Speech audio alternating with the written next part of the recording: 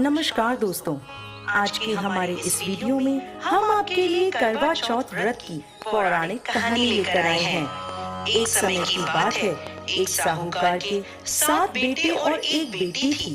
कार्तिक मास के कृष्ण पक्ष की चतुर्थी तिथि को साहूकारनी ने अपनी बहुओं और बेटी के साथ करवा चौथ का व्रत रखा। जब साहूकार के बेटे भोजन करने बैठे तो अपनी बहन से खाना खाने को कहने लगे, तो वह बोली, भाई अभी चांद नहीं निकला, मैं चांद को अर्घ देकर ही अपना व्रत खोलूंगी। साहूकार के बेटे अपनी बहन से बहुत प्रेम करते थे। वो उसे भूख से व्याकुल नहीं देख पाए। उन्होंने नगर के पास की एक पहाड़ी पर दीपक जलाकर चने की ओट में रख दिया और बहन से बोले, देखो बहन, चांद निकल आया, अब तुम अपना व्रत खोल सकती हो।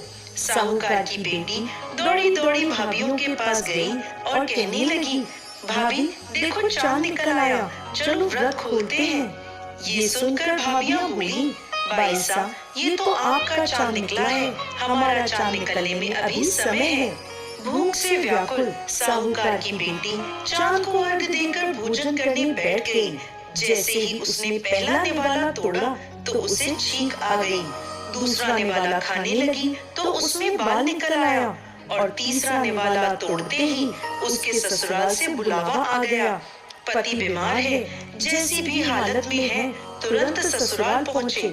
माँ बेटी को विदा करने के लिए जब बक्से में से कपड़े निकालती है तो बार बार काले और सफेद रंग के कपड़े निकलते हैं। वो घबराकर अपनी बेटी से बोली, बेटा रास्ते में जो कोई भी छोटा बड़ा मिले सबके पैर छूती जाना, और जो कोई भी तुझे बूढ़ सुहागन होने का आशीर्वाद दे वही अपने पल्ले में गांठ बांध लेना। बेटी बोली, ठीक है माँ, और वह अपने ससुराल की ओर चल दी। रास्ते में जो भी उसे मिला वो सबके पांव छूती गई। सबने सुखी रहो, खुश रहो, पीहर का सुख देखो, ऐसा आशीर्वाद दिया। देखते ही देखते वो अपने ससुराल पहुंच गई। ससुराल के आंगन में छोटी ननद खेल रही थी।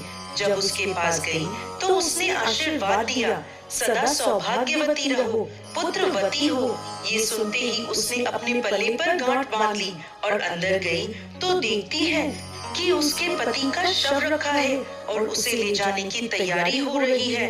वो बहुत रोई।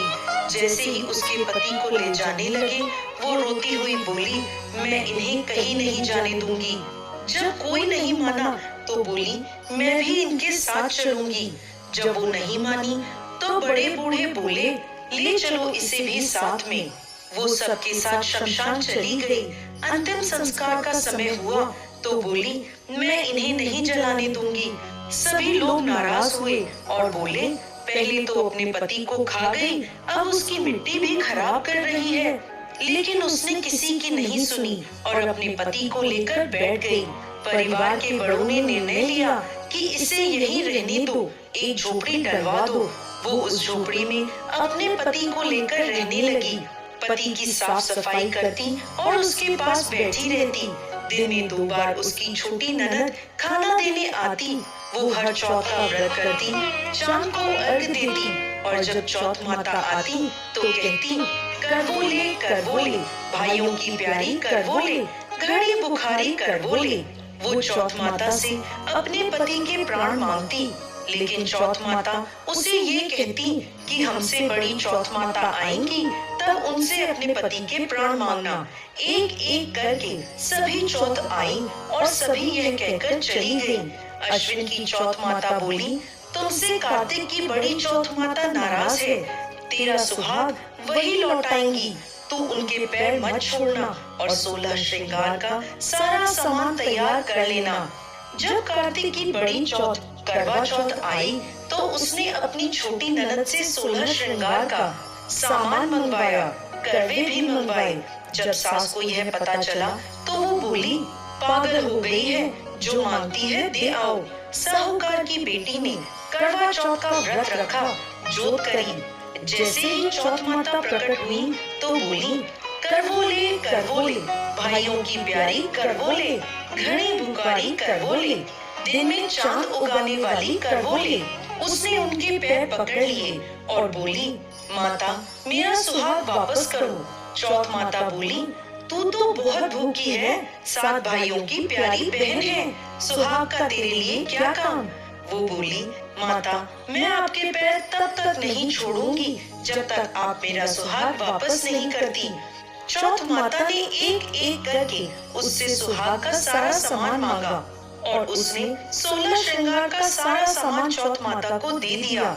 चौथ माता ने आंखों से काजल निकाला, नाखूनों से मेहंदी निकाली, मांग से सिंदूर निकाला और उसे करवे में घोलकर छोटी उंगली से उसके पति को छींटा दिया। छींटा देते ही उसका पति जीवित हो गया और चौथ माता जाते जाते उसकी झोपड़ी पर लात मार गई, जिससे उसकी झोपड़ी महल बन गई। उसका पति जीवित हो गया। जब छोटी ननद खाना लेकर आई तो देखा भाभी की झोपड़ी की जगह एक महल खड़ा है। ननद को देखते ही वो दौड़ी दौड़ी उसके पास आई और बोली, भाई साहब, देखो आपका भाई वापस आ गया। जाओ सासू जी से कह दो गाजे बाजे से हमें लेने आए। छोटी ननद दौड़ी दौड़ी माँ के पास गई और बोली, माँ, भाई जिंदा हो गया। माँ बोली, भाभी के साथ साथ तेरा भी दिमाग खराब हो गया है। वो बोली, नहीं माँ, मैंने देखा है, सच में भाई जिंदा हो गया है। सभी घर वाले गाजे बाजे के साथ अपने बेटे को लेने पहुँचे। बेटे को जिंदा देखकर सास बहू के पैर छूने लगी और बहू सास के पैर छूने लगी। बहू बोली, माताजी, देखो आपका बेटा वापस आ गया। सास बोली, बहू, मैंने तो साल भर पहले इसे भेज दिया था, ये तो तेरे भाग्य से वापस आया है। हे चौथ माता, जैसी पहले लड़की के साथ करी वैसे किसी के साथ मत करना, और जैसे बाद में उसे अमर सुहाग दिया वैसे ही इस कथा को कहते, सुनते और हुंकार भरते सब पर कृपा करना। जय चौथ माता।